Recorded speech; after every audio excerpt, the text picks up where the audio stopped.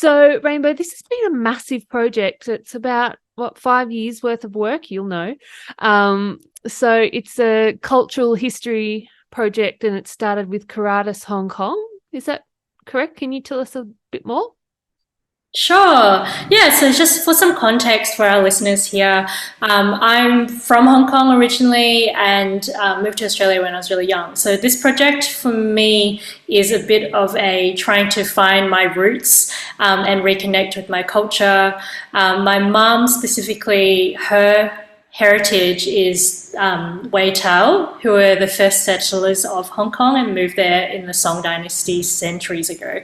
So it's quite challenging to try and distill this very specific cultural knowledge into the format of pop music. But because I come from a pop background, I see it as an opportunity to actually open up this dialogue to a bigger audience. You know, I don't want this knowledge to just sit behind the glass wall, behind a museum door. I want it to be embodied and lived. So the pop songs allow me to take those traditional melodies from the bridal lament ritual or that the women used to sing as their form of pop music. You know, they didn't have radios, they didn't have internet and all that stuff. They sang these songs in social settings to share music. It was their pop music. So I see an affinity there in terms of the social function of music and how it brings people together and creates solidarities between people.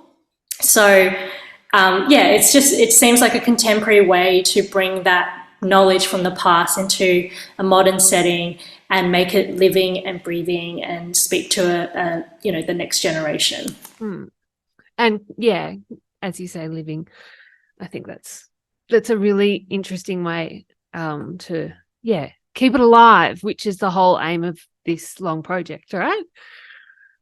Yeah, definitely. It's trying to revitalize things that are disappearing. So thinking of new ways to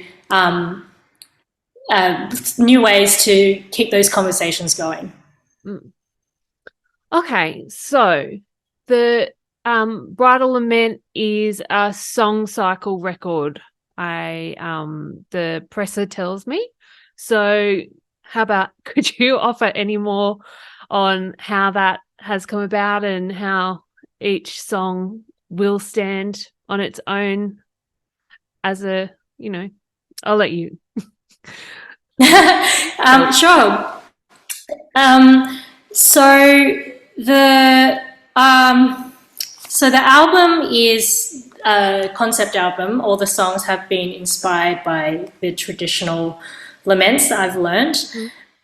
But I wanted to present it in a live setting that was not just your regular gig. I love performing in that way, but I felt like because this project has so much layers to it that it really requires a more expansive form of storytelling. So doing a theatre production, which just has myself on stage, but through other creative means like animations and voiceovers and movement and a whole creative team putting this work together, it's made these songs form into what I call a song cycle. This is not really musical theatre and it's not straight up theatre either. It's like pop songs presented with storytelling. So song cycles seem to make sense to me, and there's a repeated motif and melody.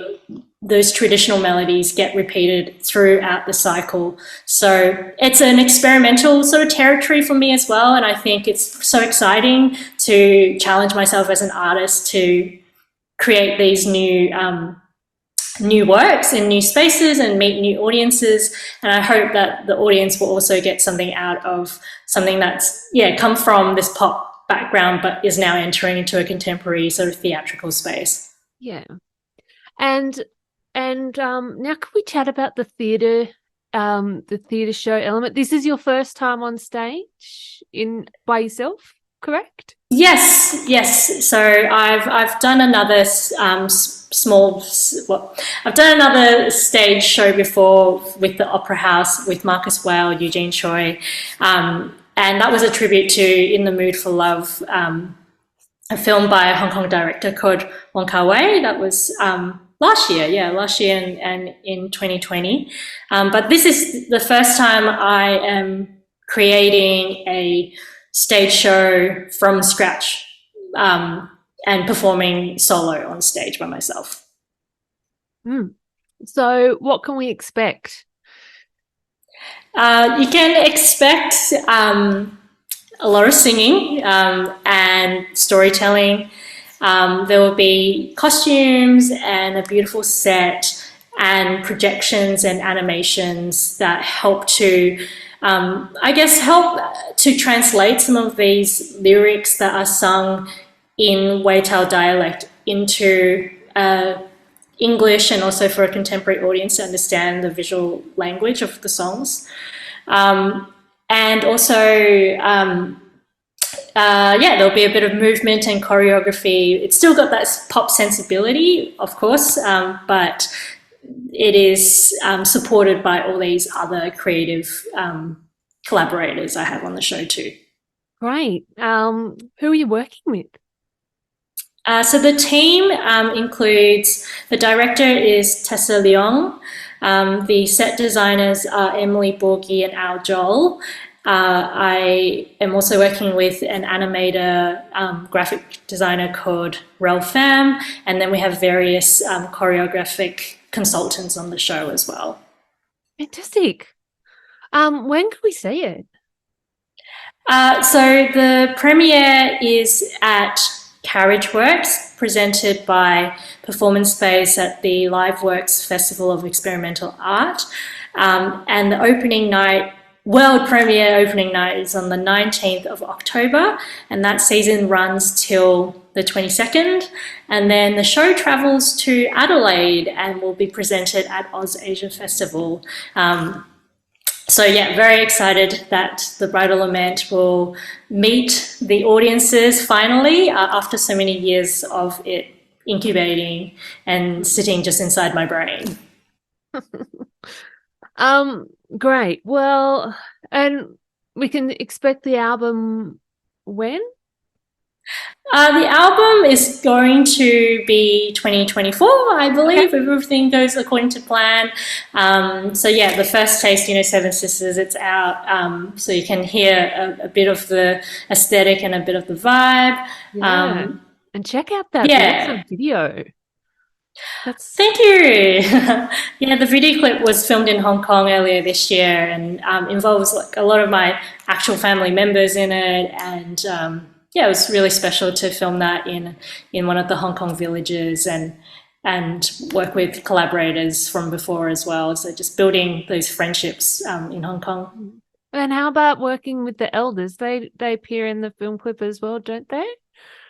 They do. They are so sweet. So the elders who I've been learning the songs from, they do appear in the video clip as, I guess, a reflection of me at one point in the song where I get revealed and I'm in a traditional bridal costume. We see the elders looking on and sort of smiling wistfully at me, because they live that history, they went through the arranged marriages, they had to sing the songs. So it's just really nice to pay respect and homage to what, that they've experienced, and just have their faces in this work as well. Mm-hmm. It's very special. And may I ask, what was it about these laments and that sort of inspired you to pick this part of the culture to do your research on? The laments specifically for me were really interesting because, first of all, it's not a really known history. There's research and documentation, but even within Hong Kong, this is not like widespread knowledge that people know about. And so there's this sort of marginalization of these voices that I felt really compelled to highlight and to show, like, that this happened for centuries, and it's going to be forgotten within the next generation. But there is something really specific about the lament sung by the bride in the lead up to her wedding day. For 3 days and 3 nights, she has to sing and cry these songs in front of her family and friends as a way to say goodbye to her life as she knew it, and then to kind of become someone's wife, and often treated quite poorly and had to live a very subservient life. But the laments have this power and have this layer of protest and rebellion inside them, and use metaphors related to nature and the land and animals to express the bride's suffering. And they're really complicated, actually, and very poetic, and use a lot of allusions to like literature, keeping in mind that these women didn't go to formal school. They couldn't read or write, and they learnt all of this through oral history and by memorizing.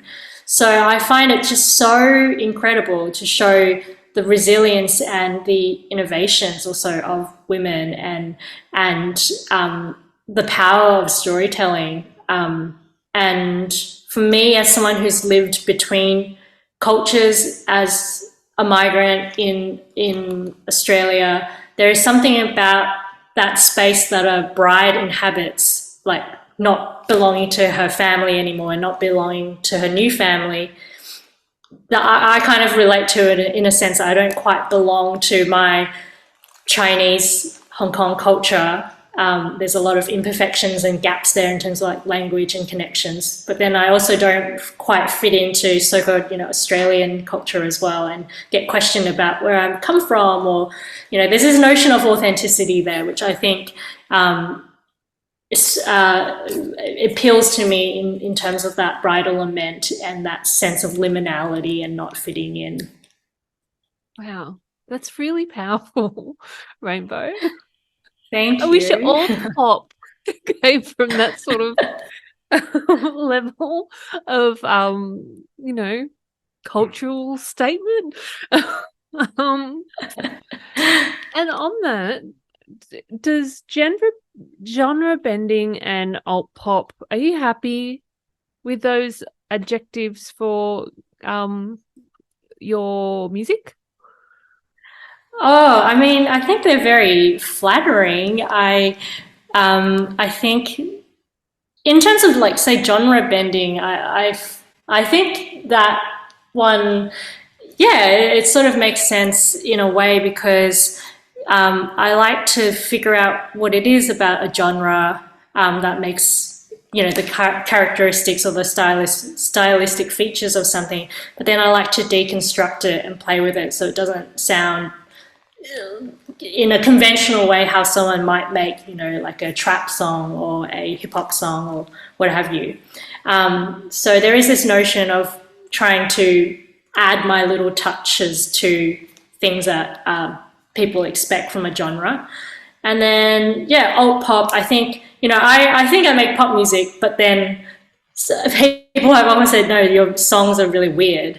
So I'm like, okay, so maybe it's not pop. So I mean, alt pop kind of makes sense. But I like the idea of alterity. Like, it's like not doing things straight up, and having this sort of reflexive way of thinking about genre and music. I think it's quite fun. So, but ultimately, I think, genres are just a marketing tool to put a label on something so people have an idea, a preconceived idea of what you're going to sound like and stuff. So yeah. I think, put any genre on me. I don't really care. Could be death metal, I don't know. Okay. You might have a few new people listening to you then. It might help grow your market, do you reckon? Yeah, crossing over into the metal market. All right. So everyone that comes on the show, on the spot, I ask them for a request. So could you give us a request to play on the podcast, please, Rainbow? Oh, any song? Any song.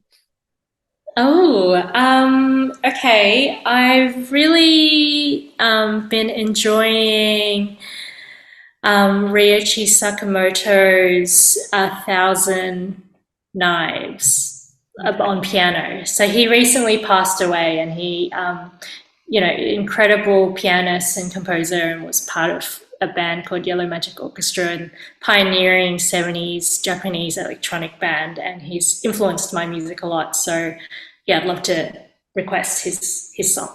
Lovely. Thank you so much. Yeah, I appreciate your time and all the best for the release. And I look forward to coming to see the theatre shows. You've sold me. Oh, thanks. Thanks. It's been my pleasure. Thank you so much. No worries, and all the best. Thank you.